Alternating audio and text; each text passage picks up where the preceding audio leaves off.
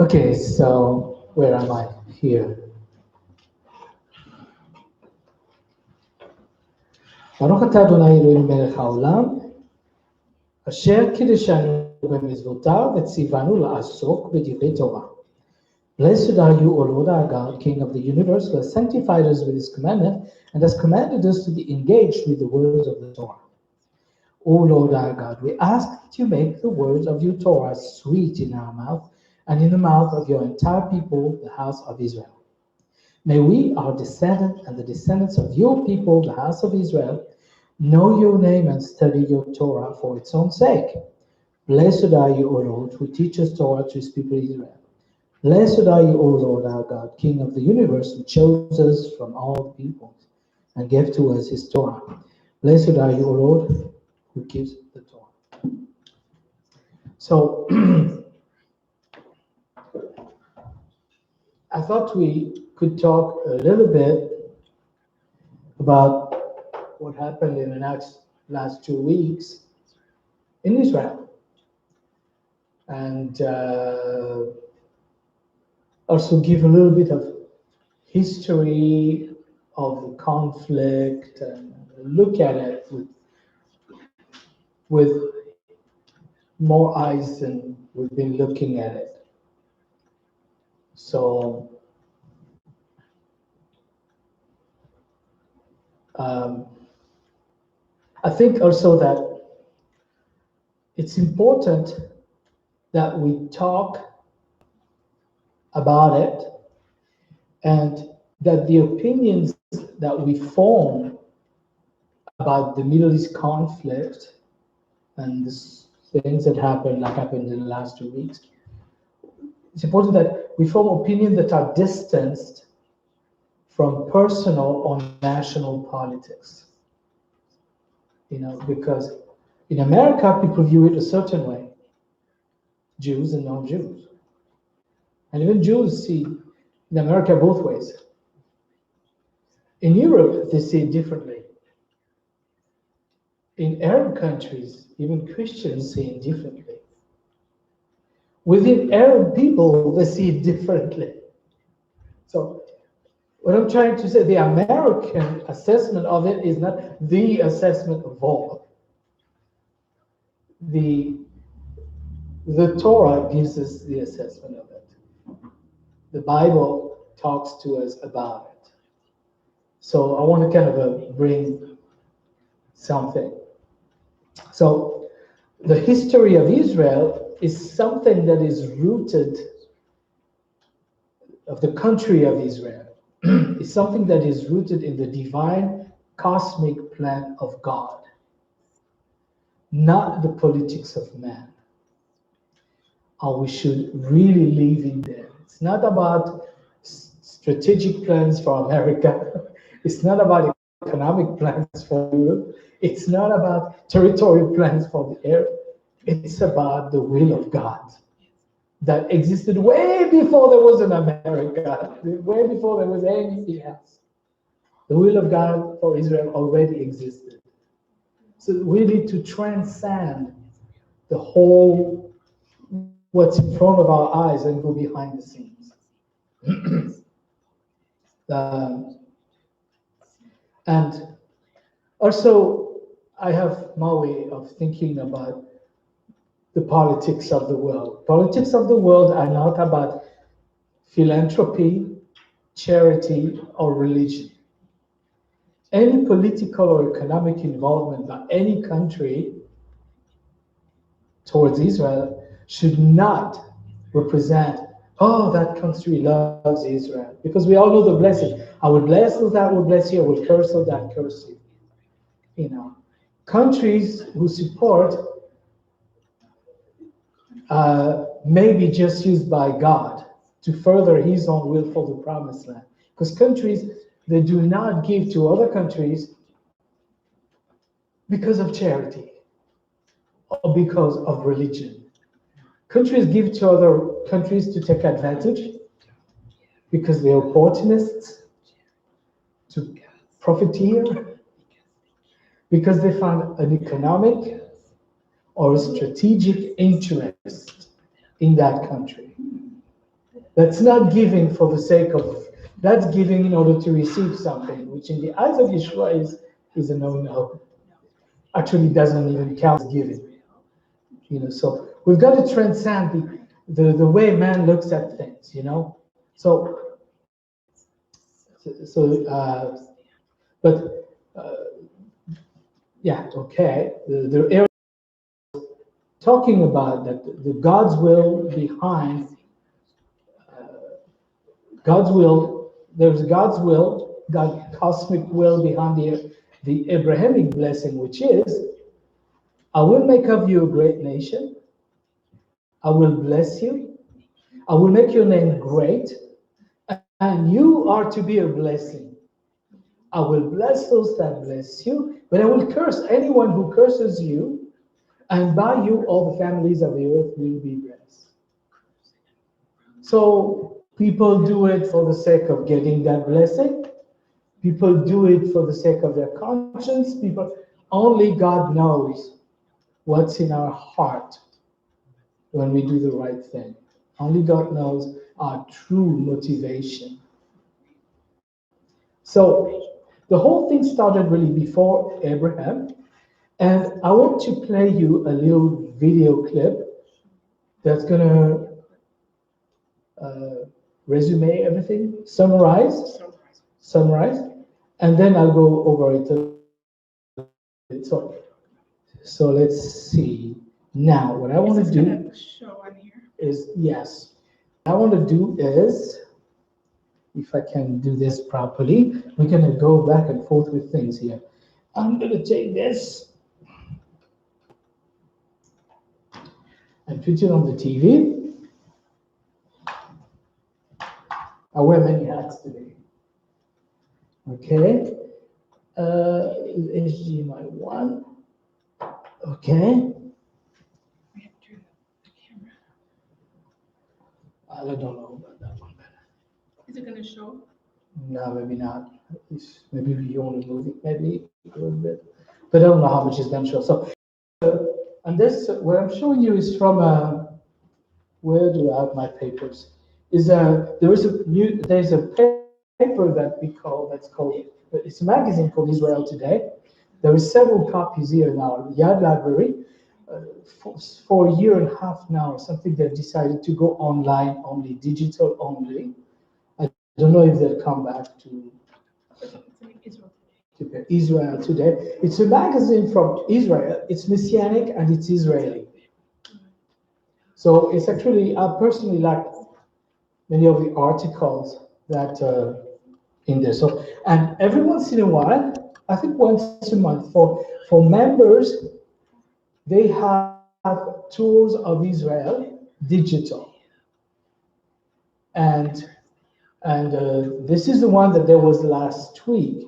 And there was a gal there, the gal that you're going to see, I forgot his name, but here's her name, but here's who she is.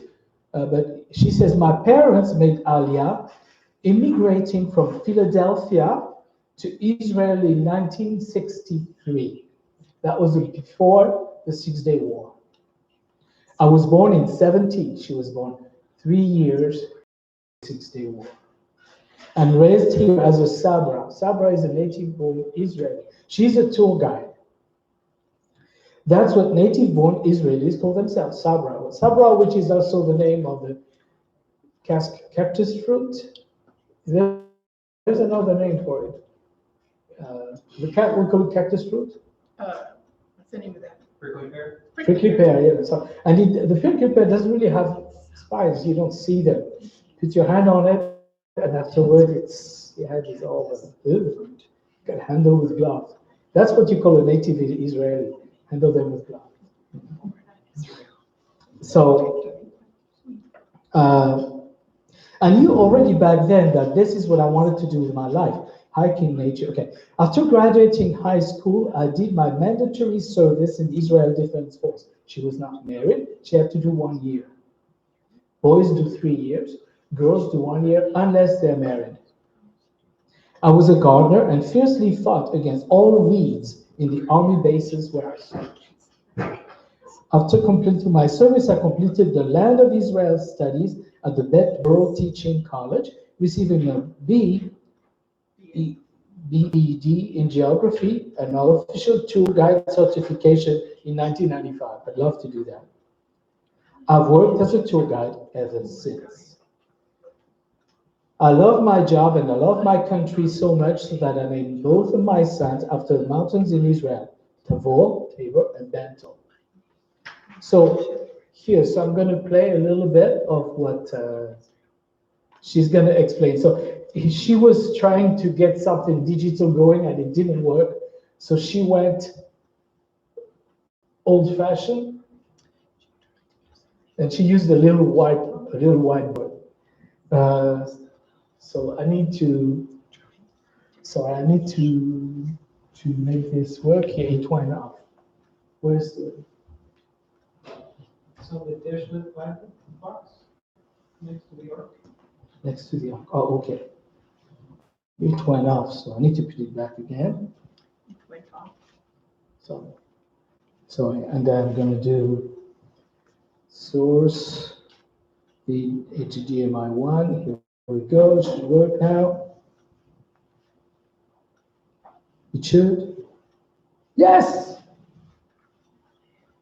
So it was a Zoom thing, so there's people from all around the world, but I'm just not going to show you the whole thing. It's almost 2 hours. But just going to show you a little clip, starting, let's say, from here.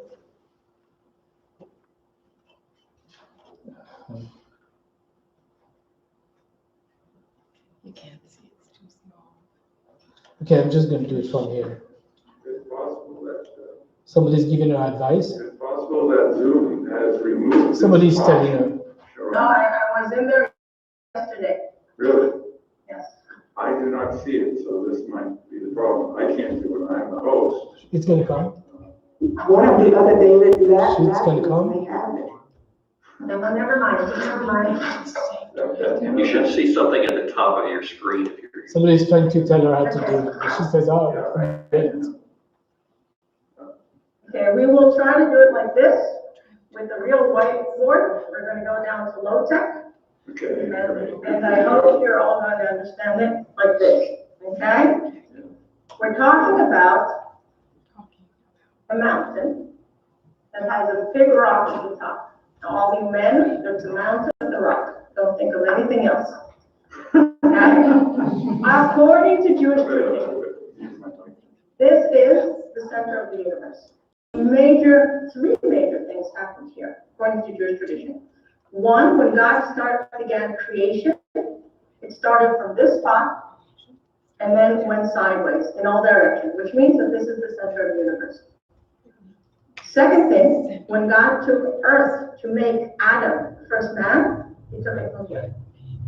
And the third thing, this is the mountain, and according to tradition, is Mount Moriah, where Abram took Isaac to be sacrificed. We don't know it scientifically. The Bible tells us that they walked 3 days from Beersheba to the land of Moriah. 45 miles. God showed them. We don't know. Hundreds of years later, this piece of land is bought by a fair deal in a peaceful manner by King David. Not by sword, not by bloodshed. And Solomon, David's son, built the first temple. Now, Solomon was a rich person. Just think about it. He had to feed 1,000 wives and all their kids.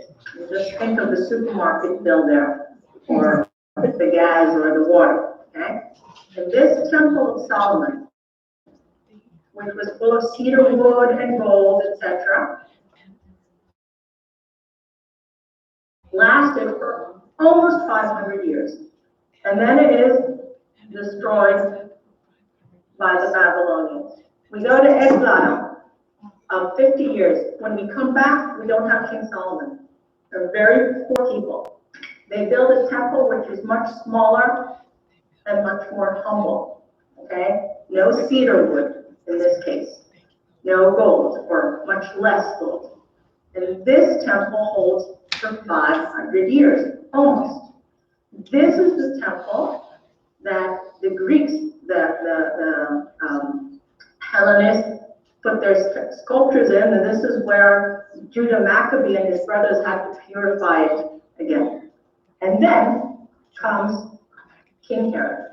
King Herod raped, King Herod the builder, killer of innocent children, and he wants to build a complex yay big. The mountain is not big enough. Go to a modern constructor today, what would he tell you? He would tell you to level the mountain. But then you would lose the rock, which is the center of the universe. So what does Herod do? He enlarges the mountain. Okay, now my 3D is not that nice, but I hope you can understand it. He built an enormous podium, a shoebox. It's 10 soccer fields big. It is the largest podium in the world to this day. Okay? And built on it is amazing complex. And only after he finishes building the podium and the new temple, he destroys from within the old temple. So this is second temple version B. It's not third temple. Okay? It's 2B. Now, all of this gap over here, okay, there's a floor here that has to stand on something. The easiest thing you would think would be to fill it all with earth. Herod doesn't do it. He fills it with arches. Arches are very strong. He has to use much less material. He has much less work. And he has the spaceless, the cavities. Very important, because that would be a storage for water. The amount of water that Jerusalem has was enough for the original city of David. Since then, the city developed, especially under Herod, to a point that had maybe 100,000 people. He had to bring water from outside. He had to have cisterns. On the holidays, Passover, most of it, you would have another 100,000. Okay, think of the amount of people that live in Venice and the amount of people that come visit there. Okay, double or triple the amount of residents. So he has to have this reward. This temple, as we will see very shortly, was so amazing, so beautiful, that tourists came to it, not only pilgrims.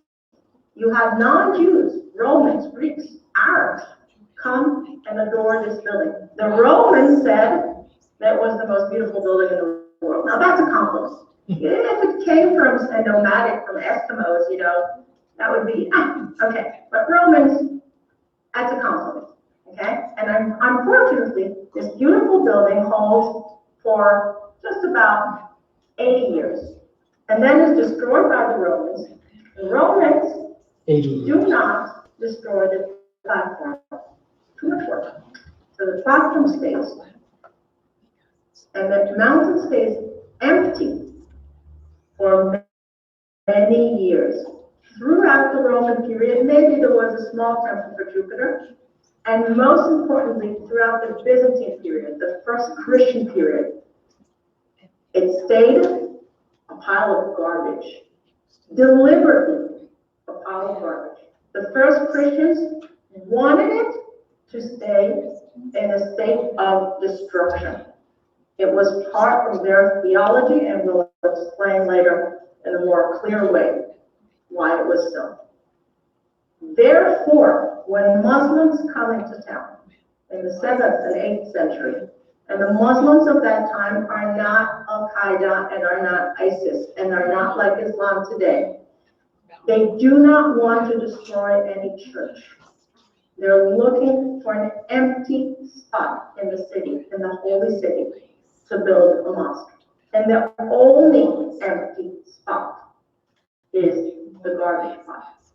And therefore, they built in the year 691 the mosque of in 691, the dome of the rock, on the rock itself, and at 705, the mosque at the edge, the Al-Aqsa mosque. See the difference between those two buildings? On rock, this one is standing on air. And that is why whenever there was an earthquake, the Al-Aqsa was hurt from it. And basically what we see now with Al-Aqsa is version 9 or 10. Okay, it was destroyed and rebuilt many times. This standing on rock is the oldest Muslim building in the world. It stayed as is. There was a very short period in the middle that these two became churches. During the Crusader period, the Crusaders came. Crusaders did not know that much history and geography. Okay, they left Germany. They walked for 2 weeks. They thought they would reach Israel. Okay, they had a misunderstanding. Okay, they saw these two very beautiful buildings. They forgot that the Temple of Solomon was destroyed by Babylonians. So they called this Templum Solomonis. Okay, the Templus Domini, the Temple of God. And they thought that this was the palace of Solomon, so they called it Templum Solomonis. Okay? Less than 200 years, the Crusaders were here, and then they're kicked out again. And since Saladin, we have mosques again, and that is the situation till today. 6-Day War, day 4 of the 6-Day War, Israeli paratroopers get to the mountain. They have the Israeli flag on for 17 minutes, and the Minister of Defense, Moshe Dayan, tells them immediately to lower the flag, and we as Israel are in charge of the outside, the perimeter, and the Waqf, the Muslim authority, is in charge of the inside till today. That is the status quo. So this is how we got from where we were to where we are. Okay, now, if somebody can take this and without dropping the bottle there, put it back in this one that's on the floor. We're doing it. Okay, so now I gotta get out of here. How do I do this? Yeah, it's working. That's why there's all this underneath. So, okay, so now from the current slide here. No signal. Oh, it's plugged into the TV. Oh, That's why. okay. You want the other end? Yeah. I want to. Yeah, I'm gonna be back. Ding dong, ding dong. Okay. That works. We needed somebody smart here. Okay, source computers, they come. Okay. Escape. Now from current slide.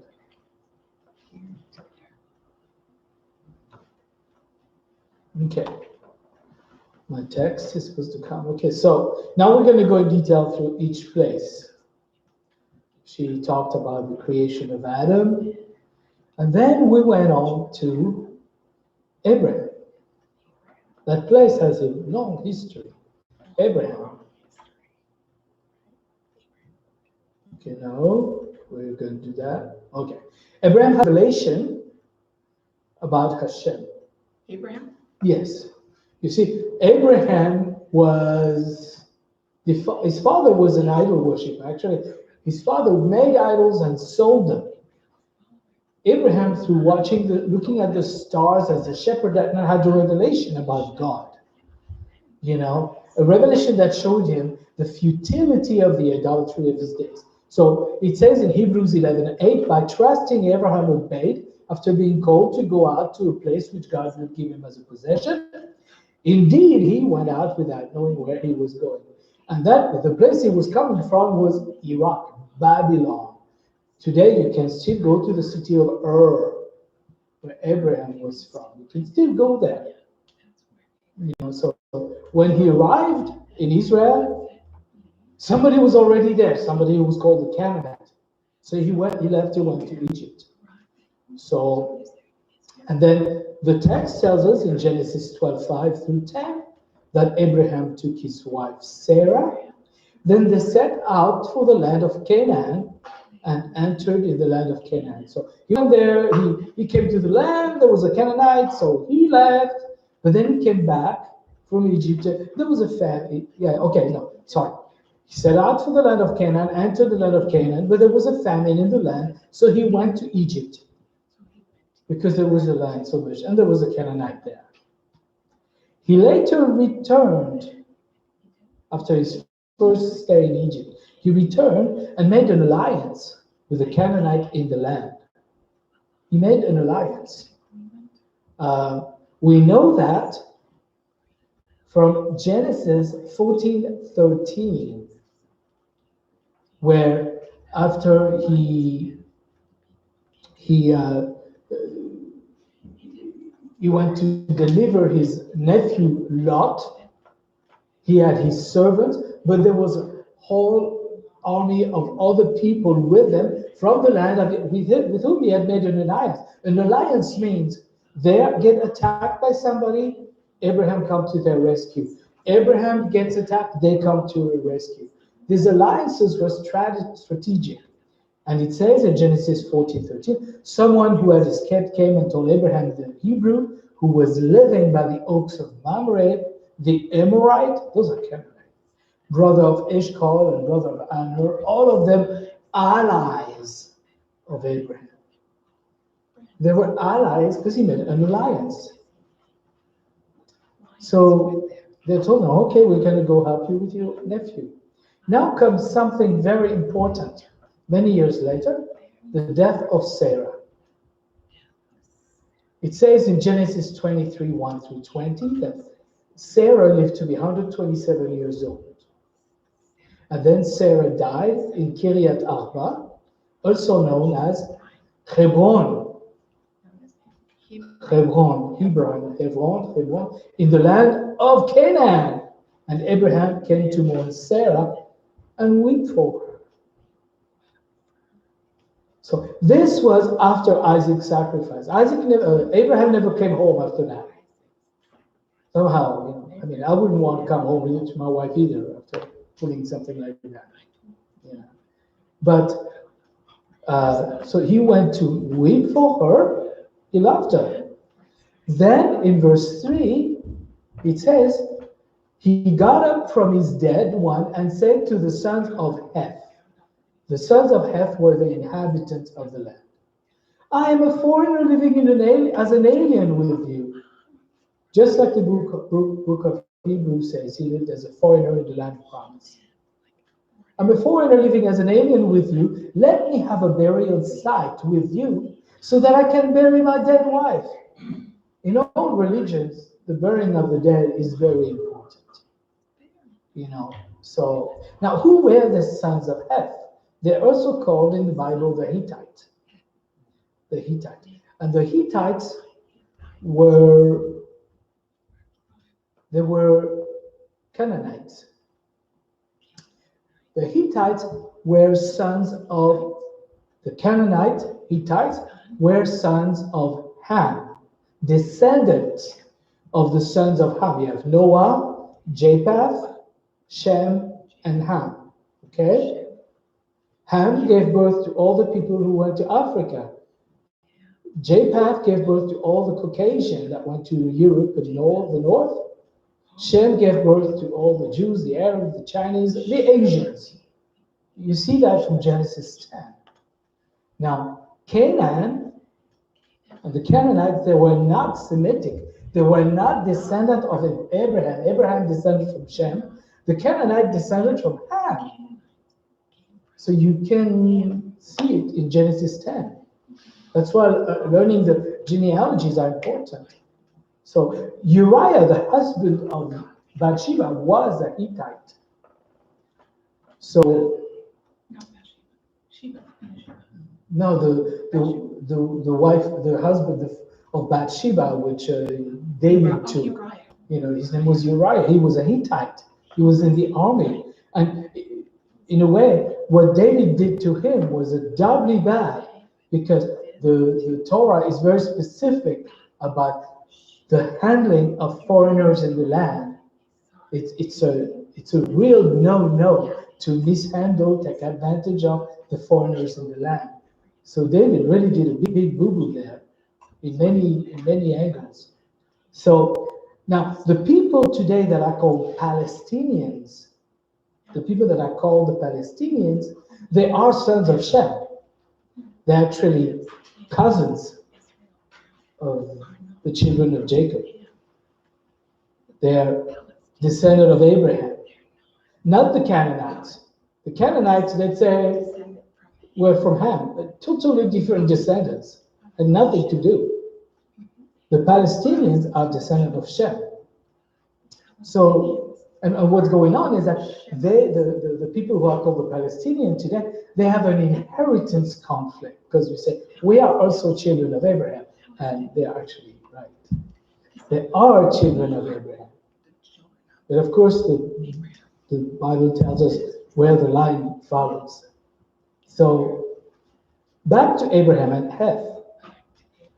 The sons of Heth wanted to give that piece of land to Abraham, but he was already, it's as if Abraham was already aware that this area of the world is going to be a big problem. So he wanted to have a fair and square deal. The sons of Heth wanted to give it to him. Abraham said, no, I want to buy it. And they gave him an exorbitant price. It's like buying a piece of land for $5 million. A big exorbitant price. But Abraham wanted to buy it, because once you buy something, you have a receipt, and that receipt proves that's yours. Today, the Bible represents the title deed that this piece of land in Hebron was deeded to Abraham. It says that the field and its cave had been purchased by Abraham from the sons of Heth as a burial site which would belong to him. That's in the text of the Torah in Genesis 23. That's a title deed. It was a fair and square deal. Now here's what it looks like today. Today, you can go visit, or you can see, do you see my question? No. Today, you can go visit, both Jews and Arabs visit that place. It's the tomb of Abraham, the tomb of the patriarchs. You have Abraham, Isaac, Jacob. I think you have Joseph in there too. All the guys.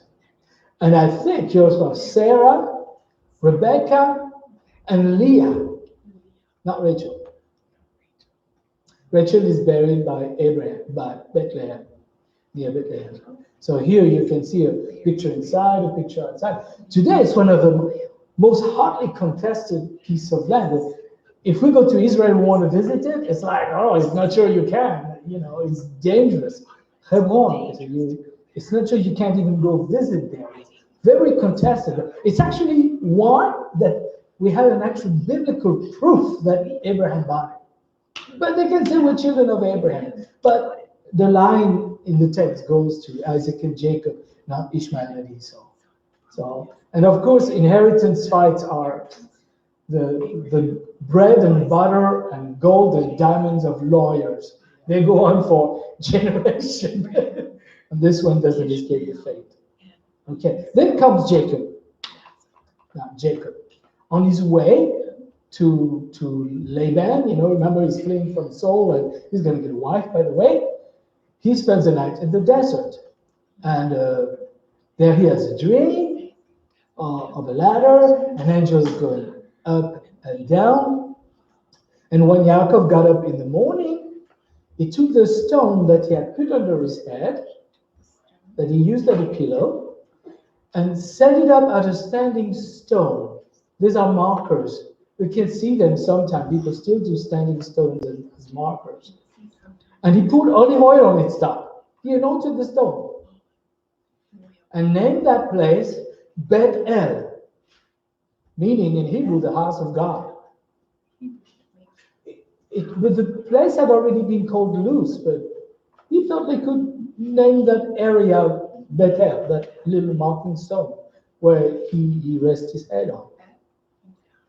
It's almost like he knew that one day the house that Yeshua called my Father's house would be built there. So that was where the temple was built? Yeah, Okay. and That's where, lo and behold, it's the same area where Abraham sacrificed Isaac. You can see the map there.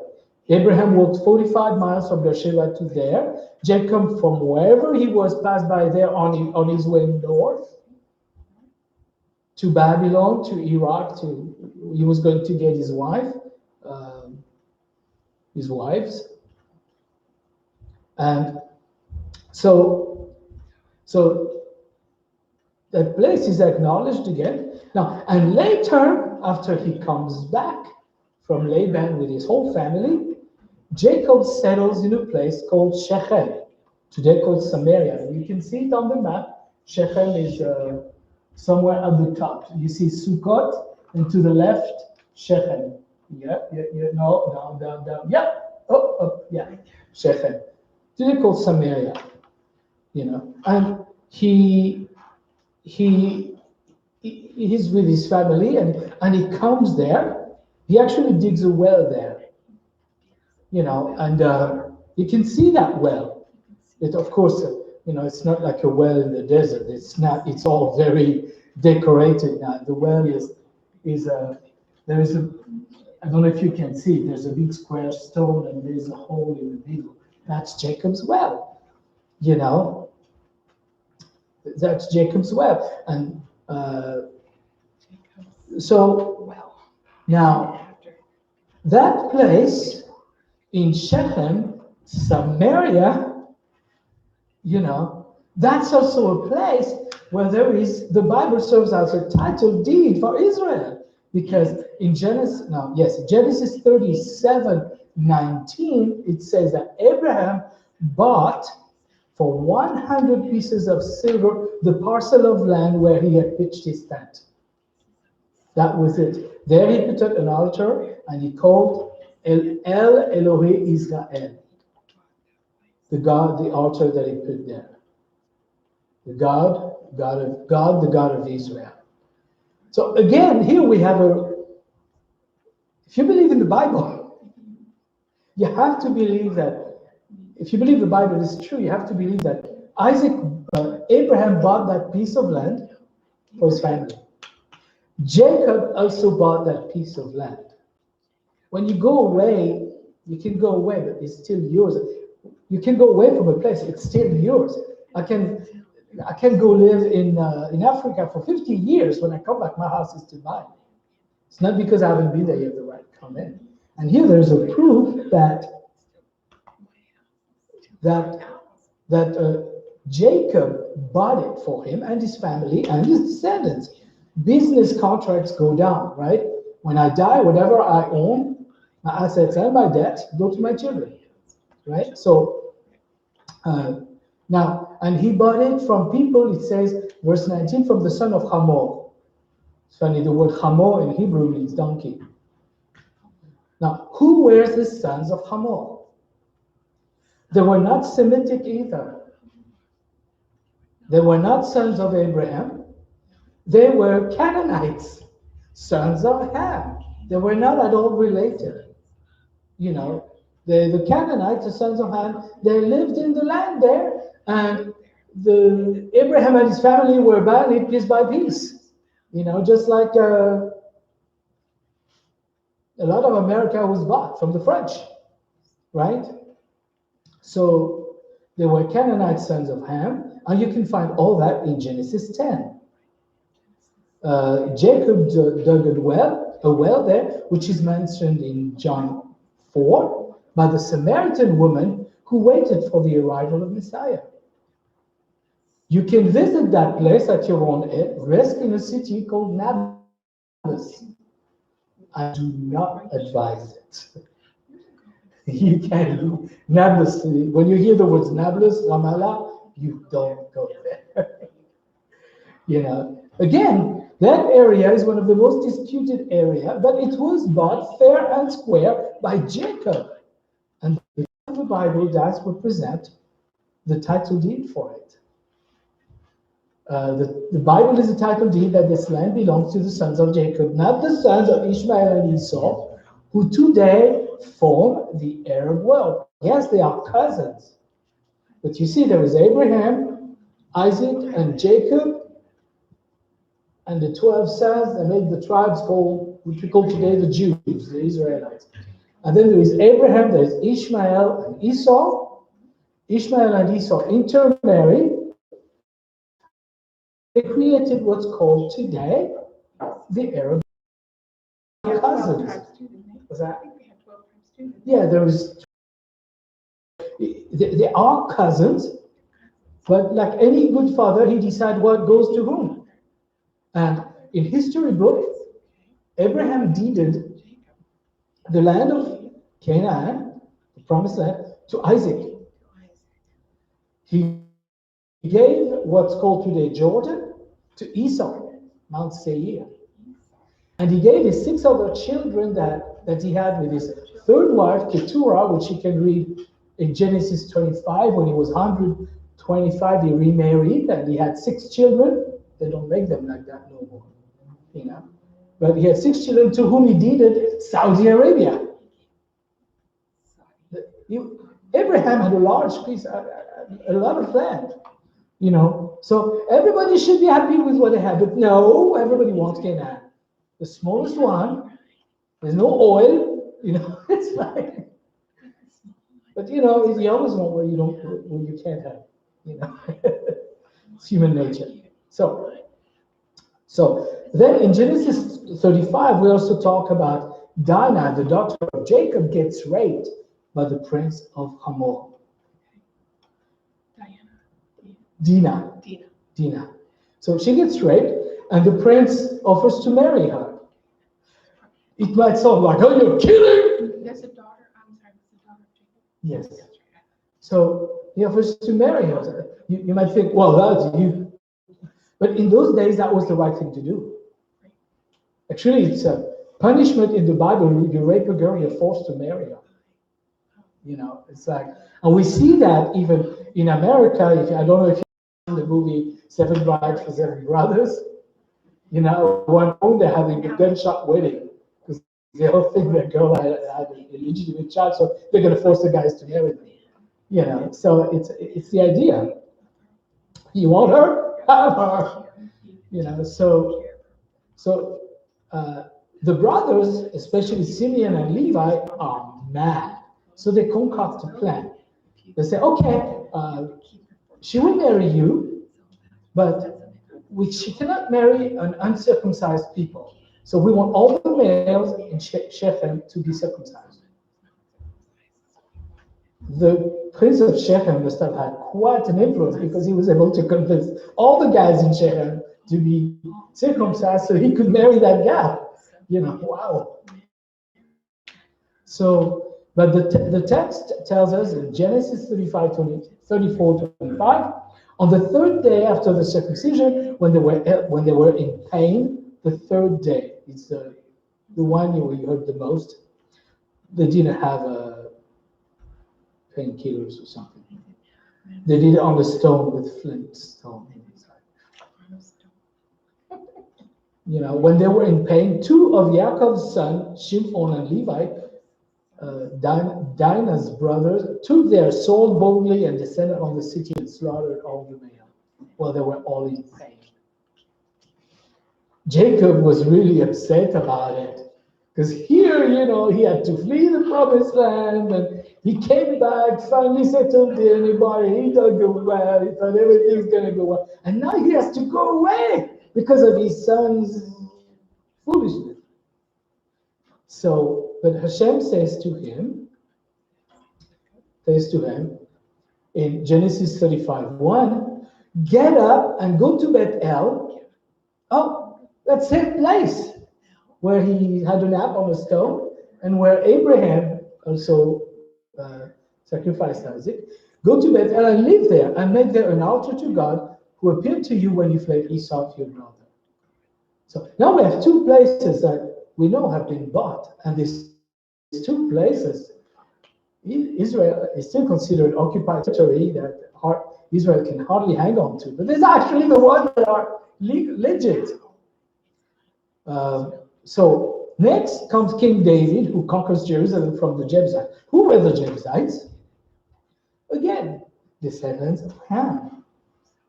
You know, they were Canaanites, descendants of Ham. David conquers Jerusalem and established his palace there. You know, he establishes his palace. And he builds a city called the City of David. If you see the small slide at the top, it's written City of David. In Hebrew at the top, it's also written City of David. And we were there. Now let's see what can I do here.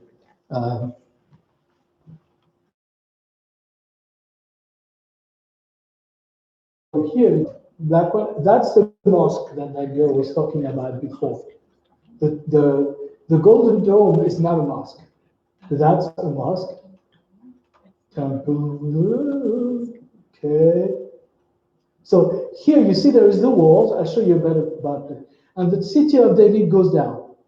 We actually stood somewhere. I think we must have stood here to look at it, right? Was that? We were there at the City of David. Yeah. You remember there was the down in Hebron, right?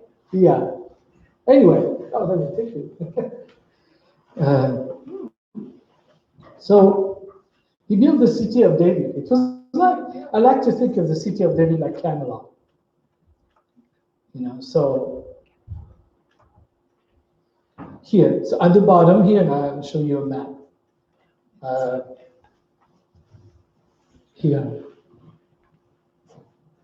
So again, at the bottom, you see, okay, the City of David is here. The Valley Gate. David's palace was right here. So you can see here it was his palace, and in the evening, he would go have a walk when it's nice and cool and somebody's taking a bath on their roof. He has a perfect view. You could see that, you know. So Gihon Spring, God, you know, you can, if you go to Israel, if you go to Israel with us, you know, 2000, you know, if we go, I'll do other places. I found some really nice places you can see that are really good. So anyway, so here you have Mount Moriah here, the rock. And there is a place called the threshing floor of Aruna. Right here. Here's the Kidron Valley, you know, Gihon Spring, all this stuff. But here this is where I'm going, threshing floor of Aruna. What happened there?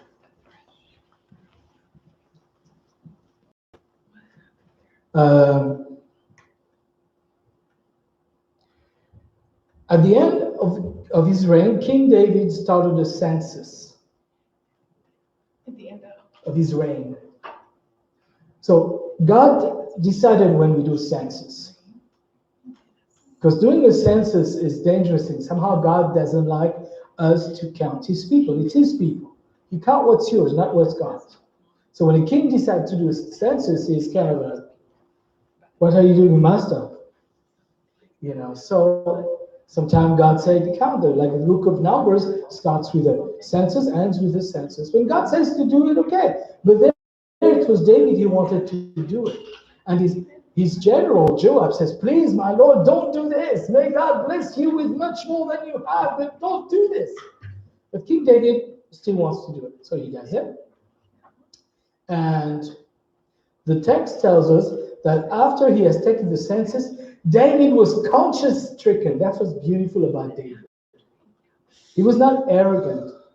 Oh, yes, he was a stumblebum. He was passionate. Like they say, man of force and man of faults. But he had a conscience, you know. And he was conscience-stricken. And David said to Adonai, I have greatly sinned in what I have done. It's only in 2 Samuel 24. But now, Adonai, please put aside your servant's sin, for I have done a very foolish sin. It's one thing to sin, but it's one thing to not be able to hear the voice of God in our conscience when he tells us, when we justify it, rationalize it. excuse ourselves, you know. So when David got up in the morning, verse 11 of chapter 24 of 2 Samuel, when David got up in the morning, this word of Adonai came to the prophet Gad, David's seer. Go and say to David that this is what Adonai say, I am against you. Gad came to David and told him, he said, do you want? God's going to give him a choice of this punishment. He says, do you want 7 years of famine in your land? Do you want to flee before your enemies for 3 months while they pursue you? Or do you want 3 days of plague in your land? Think about it. Tell me what to answer the one who sent me. David said to Gad, this is very hard for me. Let us fall into the hand of Adonai because his mercies are great, rather than have me fall into the hand of man. So what do you say? He says, better we have something happen from God than our enemies. Man is cruel. He could trust God more. That's a beautiful statement. I'd rather fall into the hand of an angry God rather than man. So Adonai sent a plague on Israel from that morning until the end of the specific time, 3 days. 70,000 of the people died between Dan and Beersheba. That's from north to south. Israel is a small country. 70,000 in 3 days. And but when the angel stretched out his hand toward Jerusalem to destroy it, Adonai changed his mind about causing such a distress and said to the angel destroying the people, enough, withdraw your hand. So there was an angel there, talked about angel, right? And I'll get to your question. So the angel of Adonai was at the threshing floor of Aruna. That's where he was. He was right there at that threshing floor. Threshing floor is the place where when you're done with the harvest, you bring your sheaves and you beat them, to get the seed out of the. No, you're not seeing them anymore. It's okay. To get the seeds out of. Can you plug the camera? To get the seed from the chaff, and then eventually on a windy day they lift up all the seed and the wind blows the chaff. And that was what was happening there.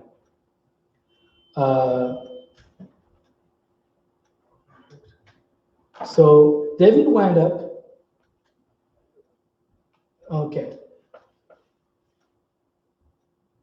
Gad came to David that day and said to him, go set up an altar to Adonai on the threshing floor of Aruna the Jebusite. David went up and did what Gad had said, as Adonai had ordered. Aruna looked out and saw the king and his servants coming towards him. Aruna went out and prostrated himself before the king with his face to the ground. Aruna said, why has my lord the king come to his servant? You don't want an announced visit from the king, especially Aruna was a Jebusite. He was living there and probably enjoying the king's protection. So would you come to me? What have I done? David says, I want to buy your threshing floor in order to build an altar to Adonai so that the plague will be lifted from the people. Aruna said to David, let my lord the king take and offer up anything that seems good to him. Here are the oxen for the burnt offering. You can use the threshing sledges, the yokes, the oxen for the oxen for firewood. All this, O King, Aruna gives to the king. Aruna said to the king, may Adonai your God accept you. But the king said to Aruna, no, I insist on buying it from you at a price. He did not want it to be given to him. He wanted to buy it. Then he said, I will not give unto the Lord of that which has cost me nothing. But again, that place with the golden dome and all that, David bought it.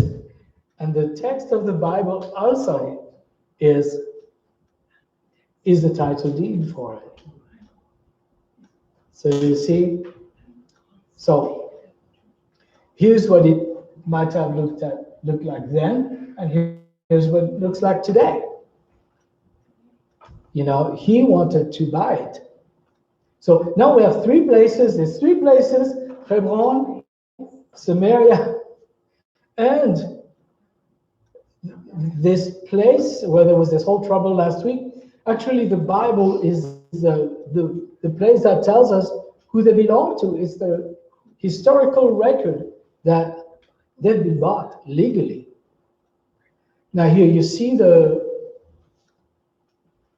when you click here the middle,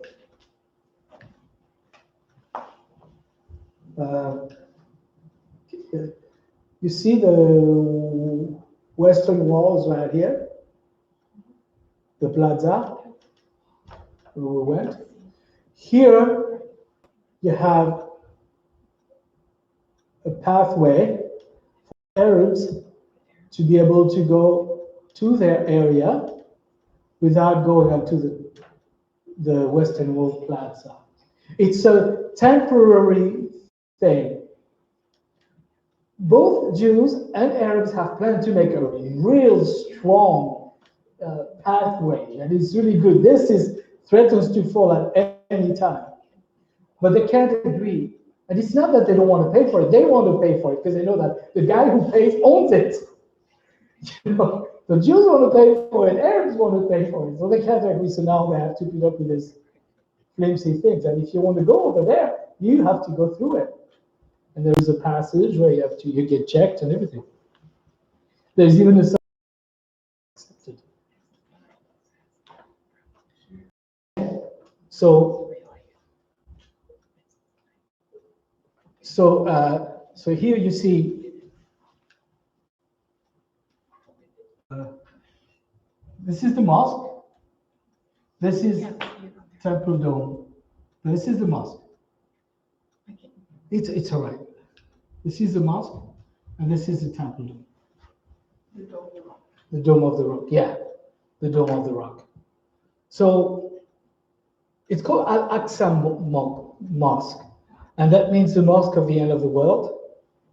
And the story is that Muhammad had a dream, and during this dream, he rode a certain horse, and he went to this place, to Jerusalem, where he received the revelation and everything. So it became the third holy site in Islam. Now here I want you to see this. The mosque is here, okay? That building. Yeah, mais après, vous pouvez le mettre. The mosque is here, that building.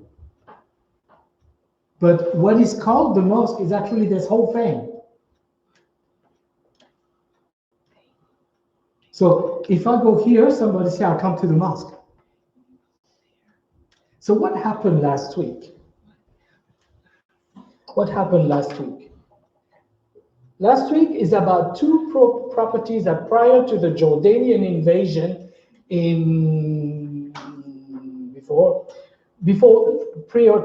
prior to the Jordanian invasion, occupation, and annexation of Eastern Jerusalem, they were owned by Jews. There were houses that were owned by Jews. Before the Jordanian occupation, in 1956, Jordan and the UN decided to house dozens of Arab families in two compounds built on the Jewish properties. So you bet that there is, hey, this is my house. No, there's my house now. So it was taken from Jews by Jordanian invasion. 11 years later, Israel gained control of Eastern Jerusalem. And in 2010, the Supreme Court of Israel rejected the appeal by the Arab families, claiming that they now own the properties because that they had lived on them for the past 50 years. So they occupied this house who were owned by Jewish people. They went to court. The court disagreed. They said, well, yes, but it was the Jordanian invasion. You have to give it back. And this is what created a whole riot on the last day of Ramadan here in this court. And to calm things down, Israeli soldiers came in. So somebody yelled and said, Israeli soldiers are in Al-Aqsa Mosque. You just have to say that and everything breaks loose. And that's what happened. They didn't go inside. They were on the compound that is called the mosque. But so what happens after that is Israeli police came and then, of course, Hamas, who is not Gaza. You see, you have the map of Israel, Israel like that. Hamas is the Gaza Strip. But Hamas and Gaza is not the same thing. Gaza is the area where the Palestinians live, but Hamas is a terrorist organization that hijacked the government there. Just like Al-Qaeda with Pakistan. Al-Qaeda is not Pakistan. It's a terrorist organization that controlled Pakistan. Just like Taliban with Afghanistan, with Hezbollah with Lebanon. Same thing, you know. So it's good that they talk about the war against Hamas. This is why the UN cannot get involved. The UN is supposed to get involved between countries. If they get involved, they legitimize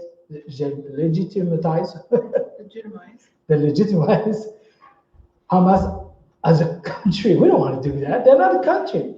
Even the PLO, Palestinian Liberation Organization, it's not a country. There's never been a country such as Palestine. With a flag, a government, a constitution, an economy, nothing.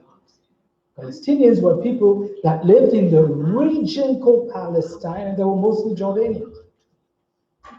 So it was actually a civil issue between Israeli citizens, between Israeli Jews and Israeli Arabs, both Israelis. It was a civil issue, but Hamas took advantage of it and said, "We're gonna help this." But really, they don't really care. They know that by doing that, because they use Human Shield is gonna give such a bad rap to Israel, because Israel has to defend itself, you know. And there is no way they can hit places when they put their weapons into houses and schools and civilian area. What do you want to do? You know, so I'm not going to read it all to you, but I'm going to read one. The Hamas Charter is all about the destruction of Israel.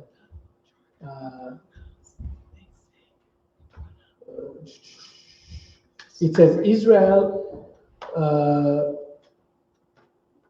will exist and will continue to exist until Islam will obliterate it, just as it obliterated others before it.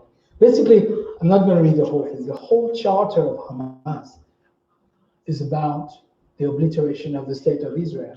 So it's a little bit like, you know, I don't know if you've seen Independence Day. The American president tries to negotiate with a big alien monster. So he says, "What do you want?" And the monster said, "I want you dead." Okay, well, there's no conversation. You know, so it's a kind of the same idea here. Okay. Now, I want to end with showing you a couple of videos. They're not very long. But here's one thing I want to say, that we pray for the peace of Jerusalem. Okay, we pray for the peace of Jerusalem. What does it mean? To pray right, we must pray intelligently. You know, we cannot pray for something that God has not ordained.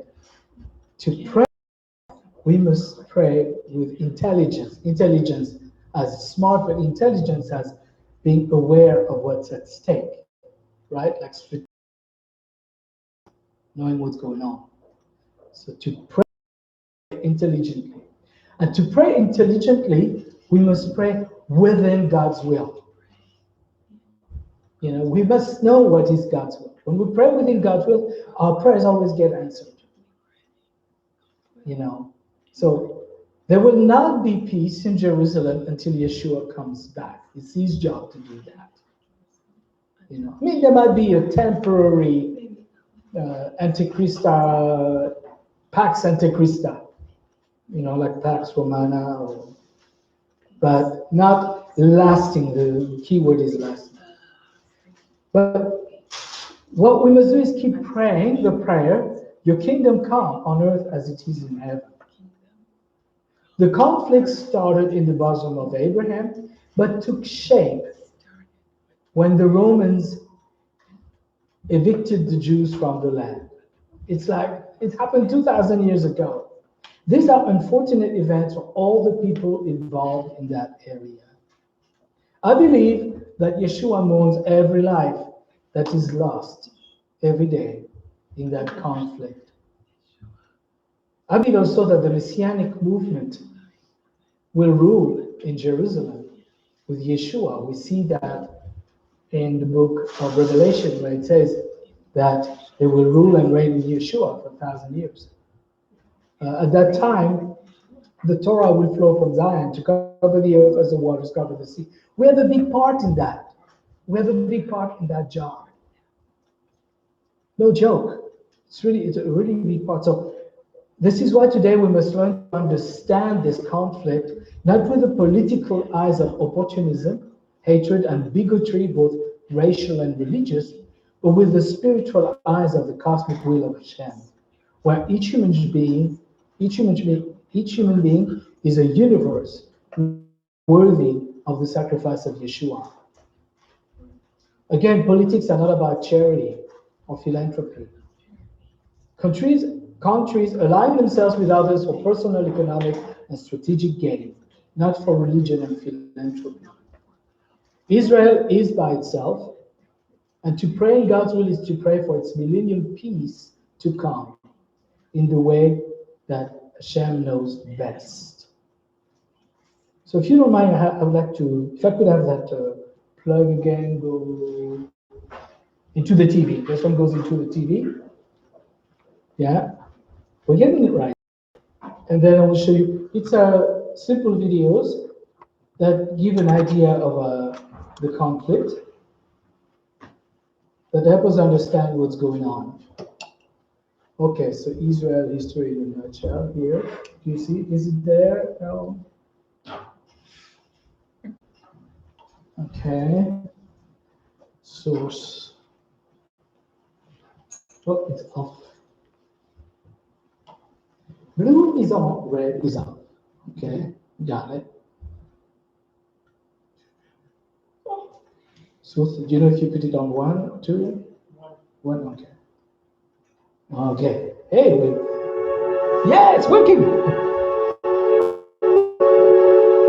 It starts with music, then there's no more music. Can you try? I mean, yeah, I'll try. See.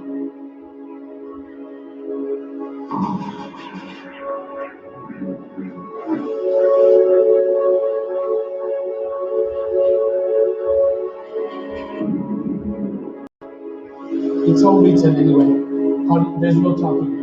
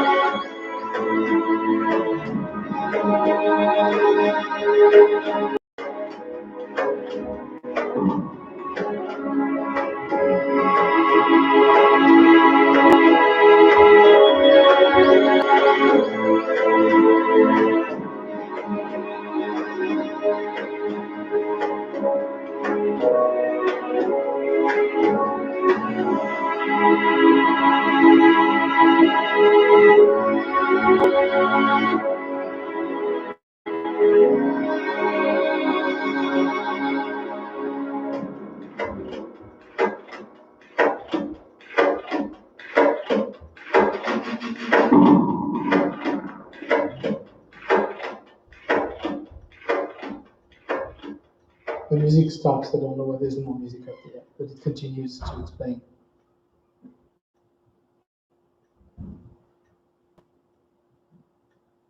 And you can do some music.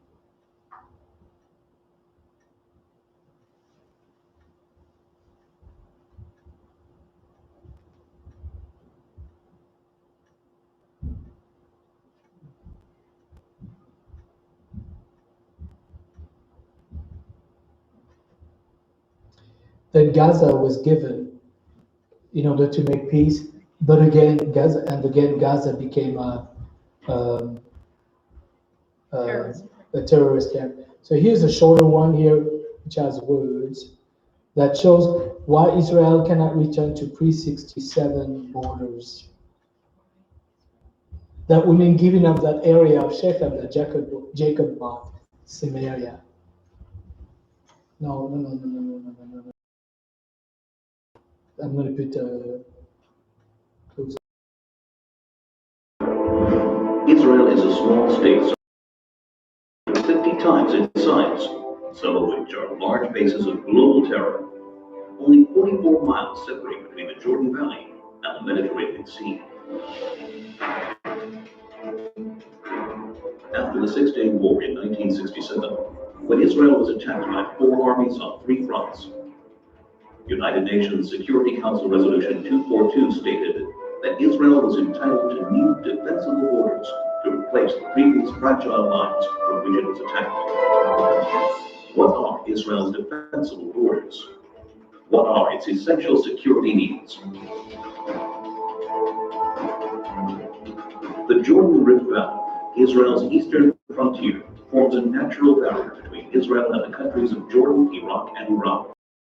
The Jordan Valley rises from an area that is 1,200 feet below sea level to a hilly ridge of up to 3,000 feet, creating a steep 4,200-foot virtual wall opposite any force attacking from the east.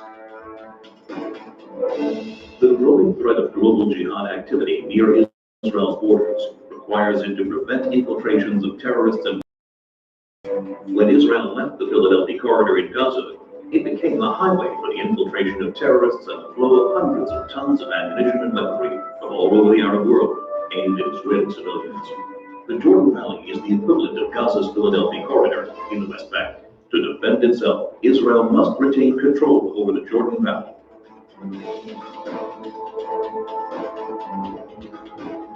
This is Israel's mountain ridge, rising up to 3,000 feet. It dominates Israel's major coastal cities, where more than 70% of its population, 80% of its industry, and all of its airfields and seaports are located. Missiles launched from the Judean hills pose an immediate threat to Jerusalem, Israel's capital. Israel's only international airport, Ben Gurion, would be in the range of even primitive rockets, while all planes are threatened by shoulder-launched anti-aircraft missiles. More advanced weaponry would be able to hit virtually any point in Israel. If Israel were forced back to the 1949 armistice lines, the Green Line, the country's width would be reduced to a narrow 9-mile waistline that would be impossible to defend. That's why any future arrangement must include Israeli control over key areas of the mountain ridge and a demilitarized Palestinian state. Israel's narrow borders means a combat aircraft can cross the entire country in under 4 minutes. In less than 2 minutes, an enemy plane could penetrate the country's airspace via the Jordan Valley and reach Jerusalem. In order to thwart an aerial attack on Jerusalem, a hostile plane must be shot down at least 10 miles east of the capital to prevent it from crashing into major population centers. Therefore, Israel must be able to identify hostile planes before they cross the Jordan River and intercept them shortly after. To defend itself, Israel must control the airspace over the West Bank. Israel's transportation arteries, and in particular the Trans-Israel Highway, enable travel and connection between Israel's regions. They also assure the mobility of the Israel Defense Forces in case of attack. Protection of these vital arteries is essential in order to ensure that 1. Civilians aren't victims of terrorist gunfire. 2. Regions of the country cannot easily be cut off. 3. The mobility of Israel's defense forces is not hindered in the case of invasion. To defend itself, Israel must control its main arteries of transportation.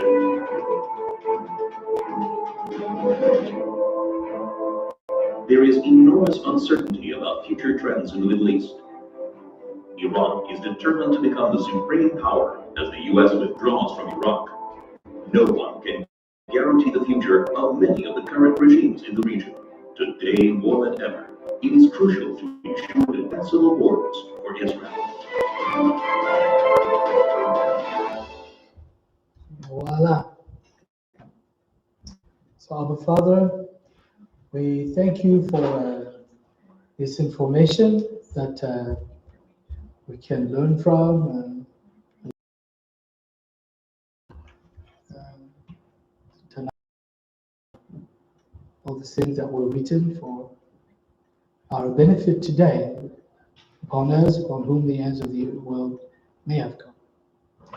We ask that you help us to pray intelligently and to have the proper concern and to look at things from your cosmic divine eyes. And again, we pray for all the people there who were victimized by the conflict. We ask that you comfort them and be with them. And please come soon. Hashem Mashiach, Amen.